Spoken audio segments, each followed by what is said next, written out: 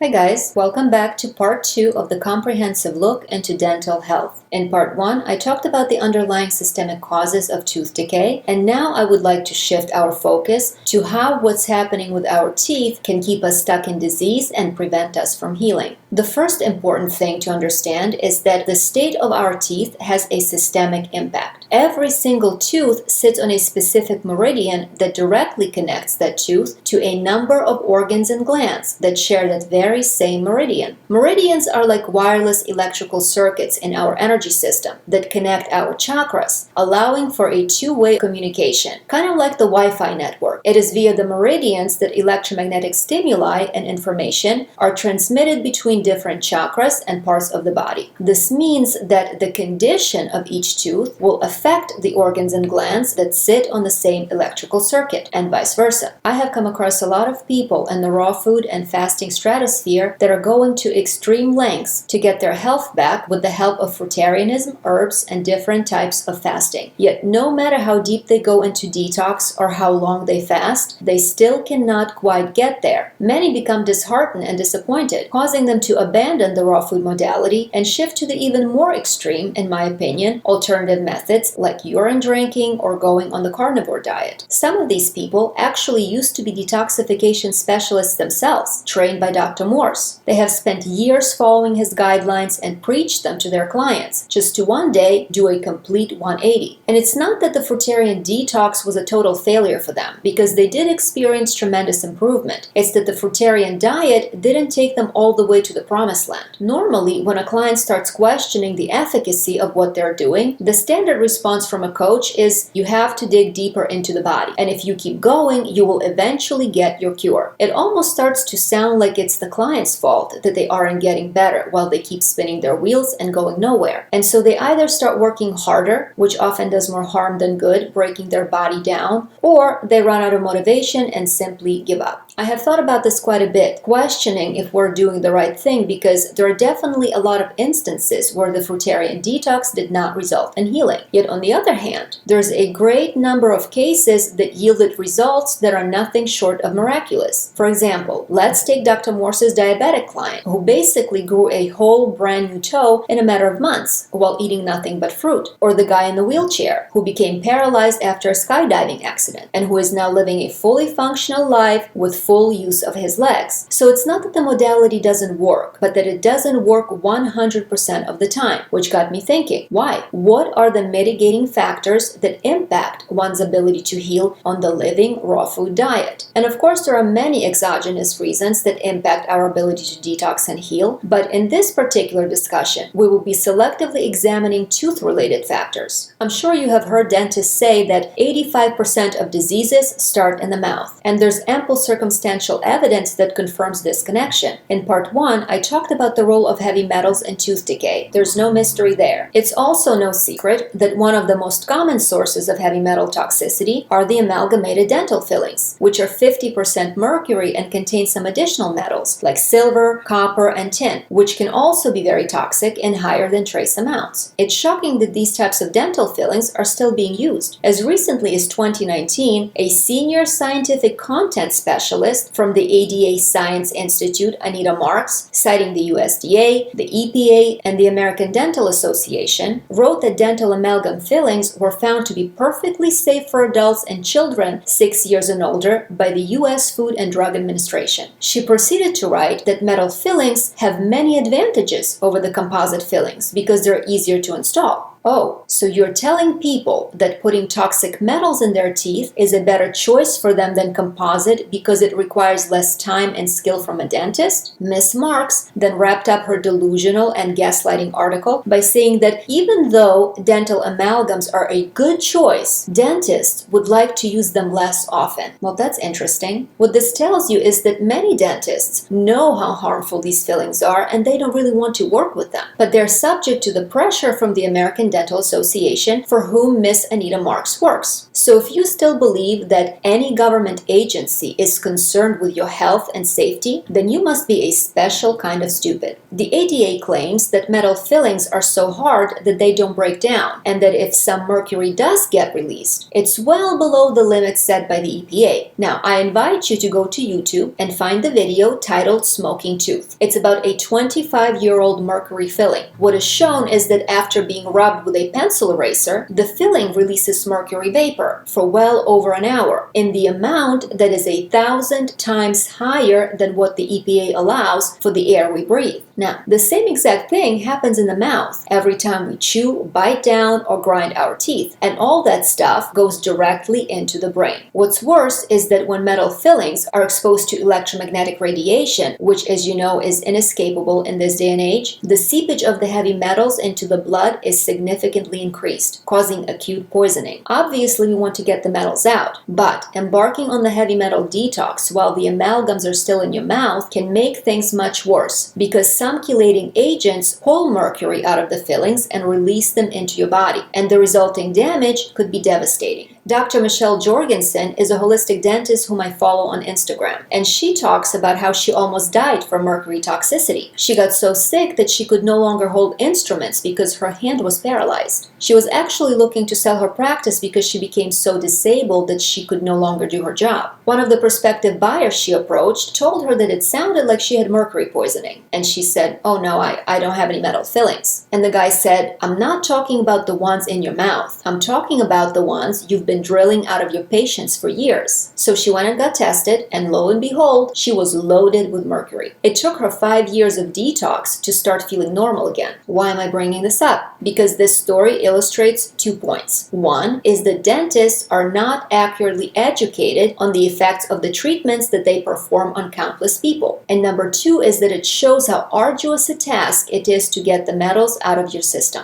Dr. Jorgensen says that nobody taught her about the dangers of amalgamated fillings. In fact, she was taught that they are very stable, and after a certain amount of time, they no longer release any mercury into the body. She certainly was never taught how to safely remove them, which almost cost her her life, because as a cosmetic dentist, the bulk of her practice revolved around removing and replacing unsightly metal fillings. So what I want to tell you is that as long as those fillings remain in your mouth, good luck getting healthy. Amalgams are extremely neurotoxic, and they don't just affect the brain, but the spinal cord as well. They found heavy metals in the spinal fluid attacking the motor neurons. In other words, hello MS, Parkinson's, ALS, and so on. Until you get those fillings out, no metal detox is going to make a lick of a difference in your health. So I need you to keep this in mind as you're detoxing and fasting. It's of the utmost importance that you have them taken out by a skilled dentist who is specifically trained in safe amalgam removal. This means taking one single filling at a time with special protective hazmat equipment and proper ventilation. According to Dr. Jorgensen, it's not possible to avoid releasing mercury into the system when having metal fillings removed, no matter how safe the removal protocol may be. This means that you can actually feel a lot worse after having them taken out due to the acute toxicity. Keep this in mind when checking for progress, because many people think that they can just go on a fruit diet for a couple of months and that's going to fix all of their problems, which is not the case. Now, the second thing that's going to keep you from getting well is root canals. Root canals are one of the nastiest things you can have in your body. A root canal tooth is a dead tooth filled with plastic. It's a misguided attempt to save a tooth at any cost. And the cost is astronomical because it can end up costing you your life. And I'm not just saying this for a dramatic effect. First thing to understand is that every root canal is nothing more than a deferred extraction. So in reality, you aren't actually saving anything. That tooth will have to come out no matter what. In the US, the average lifespan of a root canal is considered to be about 9 years, after which it's recommended that the tooth be removed, because as they put it, a root canal fails after some time. But the reality is that all root canals are failures, and it's insane that dentists feel comfortable leaving dead tissue inside the body, because no no other medical professional would ever do such a thing. I mean, can you imagine a surgeon not amputating a frostbitten foot? Yet for some reason, dentists are encouraged to perform more and more root canals, with a new quota being set by the American Dental Association each year. The latest report I read said that they're aiming for 60 million root canals annually. It's like they intentionally want to harm millions of people for the sake of profit. What's interesting is that in spite of pushing root canals on their patients as a safe treatment, the ADA punishes dentists who speak up against them. I mean, if root canals are so benign, then why is the ADA trying to silence the dentists with the threats of revoking their licenses? The simple answer is because they don't want to be held liable for ruining people's lives. If they admit that root canals are harmful, they'll be sued for untold amounts in damages. So the main thing I want you to understand is that there's no such thing as a safe root canal. Dr. Morse was asked about root canals, and he said that he had a few of them. And he also said that they were fine. There was a study done on 30,000 extracted root canal teeth, and they found that every single one of them was infected. Not a single one of those teeth was fine.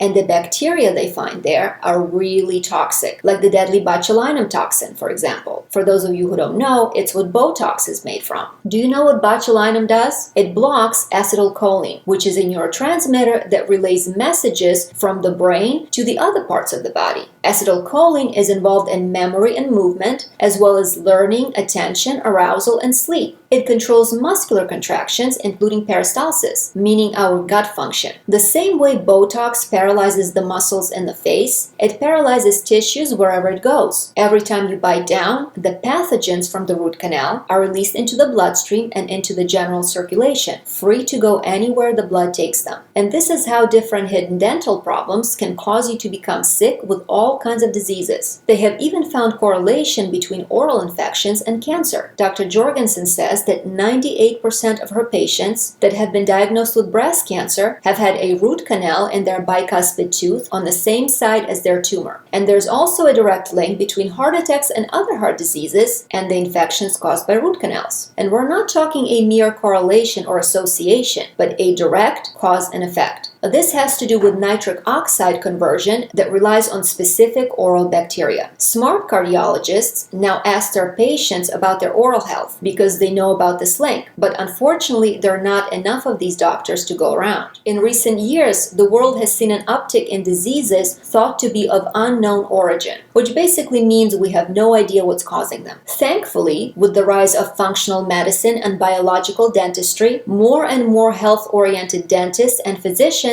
are beginning to recognize that these seemingly incurable, non-responsive diseases are showing improvements after the removal of root canal teeth, followed by detoxification and fortifying the patient's immune system. A great many mystery illnesses can be attributed to root canals, and this has been clinically proven. Root canals have been found to abound in people with multiple sclerosis, Lou Gehrig's disease, lupus, leukemia, diabetes, arthritis, and a host of other autoimmune diseases. Dr. Weston Price did experiments where he implanted extracted root canal teeth under the skin of rabbits. Shockingly, the rabbits developed the same exact illnesses as the people from whom the teeth were taken. What's even more interesting is that if the teeth were removed from the rabbits, the acquired health problems would also be reversed. Even the Mayo Clinic wrote in 1908 that bacterial growth in root canals could be transferred into animals and create the same diseases as the donor human had in 80 to 100% of the cases. Heart disease in particular could be transferred 100% of the time. It's no surprise that Price's research was suppressed by the various dental associations in the US. The Dental Association, concerned about the liability issues, insisted that the nerve chamber in the center of the tooth could be effectively sterilized, and that the body would accept a root canal tooth as not a dead tooth as it was previously called, but a non-vital tooth. Call me crazy, but the last time I checked, non-vital means dead. So that's a lot of mental gymnastics by the ADA to sanitize the truth about root canals. And the truth is that the root canal tooth can never be fully sterilized because the dentin of each tooth is made up of more than 3 miles of tiny tubules, and no sterilizing agent can get them all. Harmful bacteria travel down the tubules to the periodontal ligament, which is the attachment between tooth and bone, where neither antibiotics nerves, nor white blood cells of the immune system can get to. Furthermore, as we established in part 1, a tooth is an open, porous structure, so even if you could disinfect it properly after the procedure, which you can't, it wouldn't really matter anyway, because without the dentinal fluid transport, bacteria and acids from the oral cavity are bound to get in and stay, and they will thrive and multiply in the anaerobic environment of the corpse tooth, producing loads of toxic byproducts as a result of their activity. So let's go over some of the bacteria that have been identified in root canals through DNA testing. You have Villanella parilla that was found in 58% of cases, which is associated with heart disease and destruction of the central nervous system. Candida albicans was found in 65% of taxidermid teeth. And as Candida changes from yeast to the fungal state, it becomes invasive, causing small holes to occur in the intestinal tract, resulting in leaky gut syndrome. It also increases porphyrin excretion in urine, leading to reduced ATP and heme formation, thus reducing overall energy to the cells of the nervous system.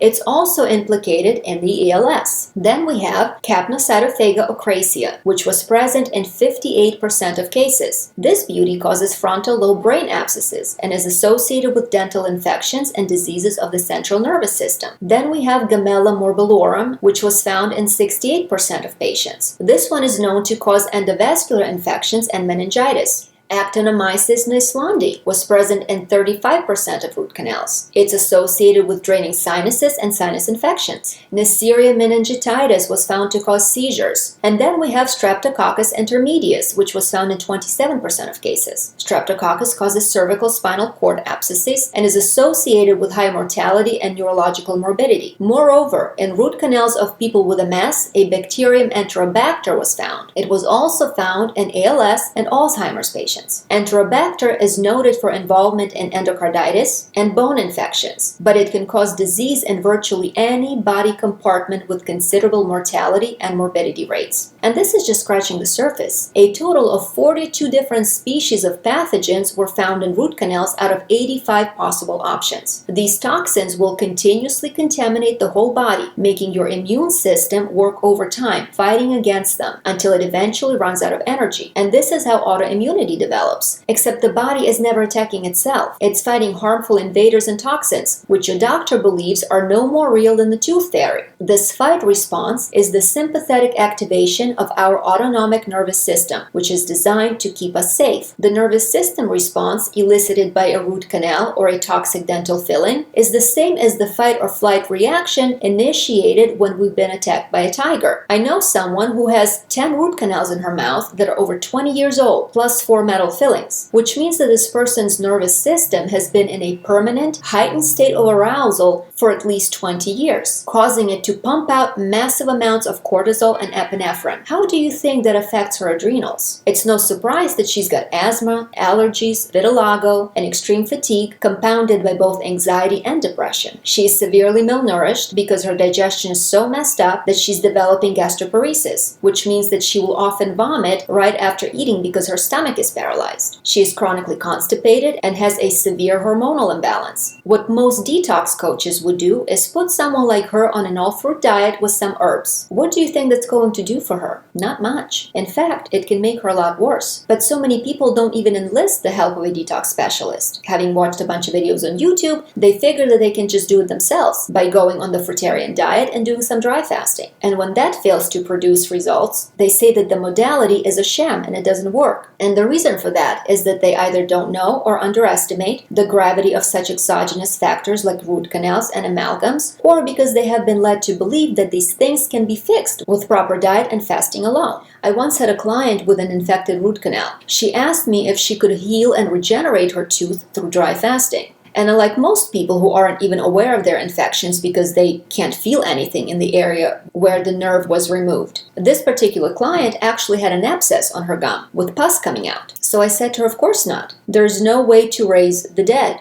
Understand, you cannot detox this and you cannot fast this out. The only way to resolve it is through surgery. The root canal tooth isn't actually connected to the body. There's no blood, nerve, or lymph supply. The inside of the tooth, specifically the pulp chamber, which contains nerves and blood vessels, has been scooped out, scraped out, and filled with plastic. For all intents and purposes, the tooth has been taxidermied. It can't be cleaned by the body, and it certainly cannot be regenerated. You can't grow new nerves or blood vessels in the pocket that's filled with cement-like sealant. I know some people are not going to like me saying this, but if you have root canals, you are never, ever, ever going to get your health back, no matter how good your diet is or how long you fast. You could dry fast consistently and still be sick as a dog. Why? Very simple. Necrotic tissue cannot heal. It can never get better. And dead things continue to decompose and generate necrotic bacteria, because the nature's way of cleaning up dead tissue is to break it down with the help of specialized microorganisms. There's no diet, detox, or fasting protocol that can fix the problems caused by root canals. The only way to fix this is to get the root canal tooth removed. Even if you dry fast for 50 days and some way, somehow, your body manages to kick out the taxidermy tooth, if you don't go to the dentist to have that area cleaned up and have the periodontal ligament surgically removed, you will develop a cavitation, which can be even worse than the root canal. Cavitations are holes in the jawbone that form at the tooth extraction sites where healing has not taken place. This non-healing occurs in more than 99% of wisdom tooth extraction sites. In many cases, cavitations are caused by improper tooth extractions, where the periodontal ligament that used to hold the tooth attached to the jawbone isn't removed. When a tooth comes out, there's a hole where the tooth used to be, and it has to heal by growing new bone to fill it in. But when the ligament isn't removed at the time of the extraction, in a matter of a few days, it grows over the extraction site, closing it off from oxygen and circulation, thus turning the area necrotic. Other things that could interfere with the healing process is having gum tissue grow down too quickly. And if the area was not cleaned properly, small pieces of bone or tissue are left behind, causing an infection. And by the way, people lose teeth in many different ways that don't involve a dentist's office. Maybe they tripped and fell and knocked a tooth out, or got into a fight, or they simply lost teeth due to poor hygiene or old age. Now, in many cases, these people never go to the dentist to have their teeth looked at, because they figure that since they don't care or can't afford to have the tooth replaced, it's fine to just leave it alone, not knowing that teeth have ligaments that have to be surgically removed. Failure to excise the periodontal ligament turns the extraction site into a dead zone, where healing does not occur and harmful bacteria start to breed. And just like with root canals, these infections are silent because the person cannot feel them. Infections from both the cavitations and the root canals destroy bones in the face, and Dr. Jorgensen talks about finding holes in people's heads the size of a quarter. But if you thought that the bacterial infestation associated with root canals was bad, even more bacteria are found in the infected extraction sites. If in root canals 42 species of bacteria were found, in cavitations 67 different species of bacteria were identified. And the only way to know for sure if you have a cavitation is to get the cone beam CT scan, because the X-rays won't show it. X-rays only give you a two-dimensional image, which can look perfectly normal, but a CAT scan allows for a three-dimensional view where you can examine bone structure layer by layer. One of the main reasons I went to the dentist was to look for possible cavitations, because I had all of my wisdom teeth removed. The caveat is that not every dentist is good at reading CT scans, and that's how many cavitations can go undetected. Similarly with the root canal, a cavitation is not something that can be fixed with a fruitarian diet and herbs or fasting. Dry fasting could temporarily reduce the systemic bacterial load, but there's no healing or regeneration that can happen within the cavitation itself, because that area is sealed off from blood supply and lymph. The bacteria that populate cavitations are there because they thrive in an anaerobic environment, and it's the oxygen deprivation that allows them to proliferate. So fasting could reduce their systemic population, meaning the ones that have made it into the general circulation. But fasting cannot destroy the ligament itself because the body doesn't perceive it as a threat. It's simply a part of its own tissues. The autophagy may refurbish the cells of the ligament, but as long as it stays in place, sealing off the bone cavity, it will continue to prevent healing. And soon after the fast is broken, the bacteria and toxins they produce enter the bloodstream once again. And let's not forget about the organs and glands that share the same meridian as the extracted tooth that resulted in the cavitation. So the problem will persist, affecting other parts of the body while you keep running in circles. How you fix this is by having surgery to remove the ligament. You have to clean out the site and have the entire jaw sterilized with ozone and a laser. And then you have to inject platelet platelet-rich fibrin that contains stem cells derived from your own blood into the bone to stimulate growth so that the hole in your jaw can fill in and heal. But missing teeth are a problem even if they don't result in a cavitation. All of a sudden, I'm starting to feel like the guy from the late night infomercial when he says, "But wait, there's more." And yes, unfortunately, there is more. As we already know, each tooth sits on a specific meridian, and the pressure from that tooth serves to transmit electrical stimuli to the corresponding organs and glands that it's connected to, thus energizing them and supporting their vitality by keeping the energy flowing. When teeth are lost or removed, this electrical signal exchange is disrupted, sort of like losing the Wi-Fi connection, causing the organs and the glands within that network to become cut off from vitality. Over time, this will cause disease. Some dentists now offer electrostimulation of the areas where the teeth are missing in order to deliver the necessary electrical stimulus to the affected organs downstream. This is less of an issue, however, if wisdom teeth were removed for orthodontic treatment to make space for crowded teeth, because what ends up happening is that the neighboring teeth are pushed into the spaces of the extracted wisdom teeth, thus maintaining the necessary pressure and stimulation. But if this is not the case, then it is strongly recommended that you get a dental implant to preserve the necessary pressure on the meridian node in order to maintain the energetic exchange and stimulation. So, what kind of an implant would be your best choice? As dentistry continues to evolve, so do the treatments. And now a different breed of biological reconstructive dentists is emerging. They call themselves biomimetic dentists. This is a fairly recent development, and the term biomimetic simply means that they use materials that most closely resemble the natural compounds that compose our teeth. The best thing about biomimetically trained dentists is that they will test a number of materials to see how your body reacts to each of them in order to ensure that there's no sensitivity or irritation before they put anything in your teeth.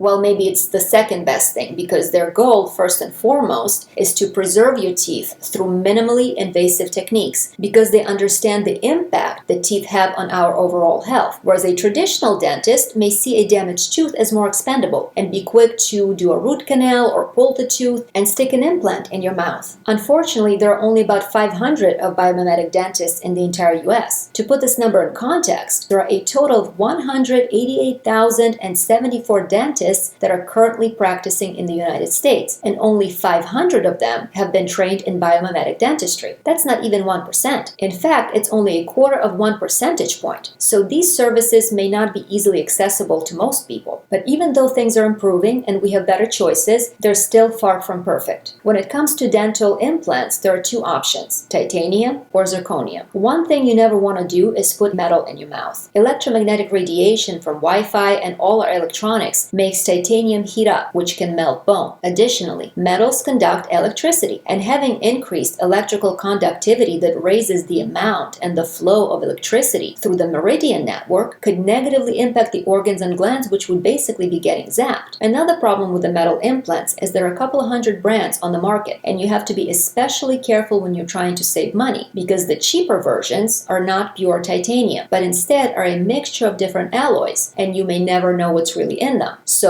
you could be running the risk of implanting something that's really toxic into your jawbone. Therefore, zirconium is a much better alternative. But the one thing it has going against it is that it's too hard. You might think that this is a good thing, but it's not, because natural teeth have some degree of mobility and flexibility with respect to their attachment to the jawbone, which makes them more resilient and resistant to damage in instances when we bite down too hard or we get hit in the mouth. The hydration supplied by the dentinal fluid enhances this flexibility, even though as it is, dentin is a softer tissue that's fairly bendable. Unfortunately, an artificial tooth that's made out of very hard material offers none of those benefits. So by being too rigid, a ceramic implant can wear down and damage the bone over time. Ironically, the titanium implant offers the type of flexibility that's closer to the way the natural tooth functions. Nevertheless, ceramic is still the lesser evil when compared to a prosthesis made from metal. So let's talk about some of the other harmful restoration techniques that are commonly practiced in modern dentistry but would be best to avoid. One thing you never want to do is get a crown. Some of them are made with heavy metals, but even if it's made without any harmful substances, it's still not worth it. The worst thing about crowns is that they require a very aggressive tooth reduction. We're talking about having 70 to 85% of the entire tooth enamel removed to accommodate the crown, which makes no sense because you're essentially destroying healthy portions portions of the tooth only to replace them with a synthetic material, which is going to smother the natural tooth, altering its normal function. And make no mistake, teeth are functional organs. So of course, having a crown significantly weakens the tooth, and practice shows that the vast majority of crown teeth fail after 10 years, resulting either in a root canal or tooth extraction. The problem is that too many dentists are too aggressive because it takes a lot more time, skill, and patience to restore teeth by using a conservative approach, which requires a great deal of mastery and knowledge. Now that there's a greater understanding of how teeth operate, along with the discovery of more biocompatible materials, instead of whittling the tooth down to nothing, biomimetic dentists take off as little enamel as possible from the decaying tooth and build a type of internal scaffolding from safe, flexible materials. This actually affords the tooth the ability to partially remineralize on its own, thus naturally strengthening it. As a rule, the only time a biomimetic dentist will do a crown is when they're replacing an old crown that's failing. So if you have damaged teeth, veneers are a more sensible restoration alternative to crowns, as they only cover the front portion of the tooth and can be applied with minimal tooth reduction, which allows to preserve more of the natural tooth structure. And you always want to preserve as much of it as possible because your general health is dependent on the state of your teeth. There are also no prep veneers that are very thin, but an even less invasive option would be bonding, though its downside is that it doesn't last very long. So the unfortunate reality is that you may have to sacrifice durability to minimize damage and toxicity for the sake of your health. Of course, this means more procedures in the future that come with additional costs. Another problematic treatment you want to avoid is a conventional bridge. What usually happens is that when you are missing a tooth, a regular dentist will file down both of the neighboring teeth, which is a crazy thing to do to perfectly healthy teeth, and then slap crowns on them that are attached to a fake hollow cap in the middle that's going to cover the gap. This means that you just completely destroyed 2 additional teeth for no other reason than to conceal the fact that you're missing a tooth. A better option would be what's called a bonded bridge, where bonding material is used to attach the dummy tooth to the neighboring teeth directly and without any reduction. While much healthier, this option is also less durable.